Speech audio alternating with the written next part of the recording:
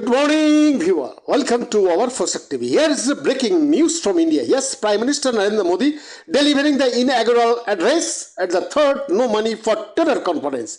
Prime Minister Narendra Modi on Friday called for penalizing the countries supporting terrorism as part of their foreign policy by providing political, ideological and financial support to the terror groups in an indirect reference to Pakistan. He said, India is helping build momentum against terror funding while underlying the need for isolating organizations and individuals creating sympathy for terrorists.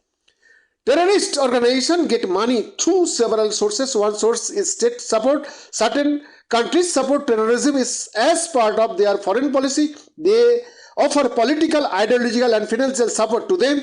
He said in his inaugural address at the No Money for Terror FT's third ministerial conference. Modi said, international organizations must not think that the absence of wars means peace. Proxy wars are also dangerous and violent. He asked the international community to unite in the fight against terror. There can be no IFS and buts in such matter.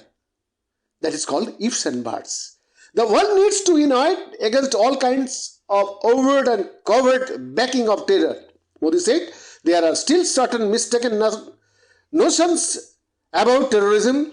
The intensity of the reaction to the different attacks cannot vary based on where it happens. All terrorist attacks deserve equal outrage and action.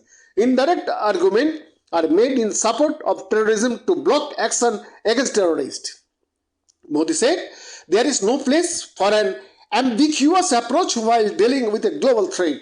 That is called terrorism is an attack on humanity, freedom and civilization. It knows no boundaries, only uniform. Unified and zero tolerance approach can defeat terrorism. Modi said, the tactical gains against terrorism will be lost without a larger strategy to stem its finances.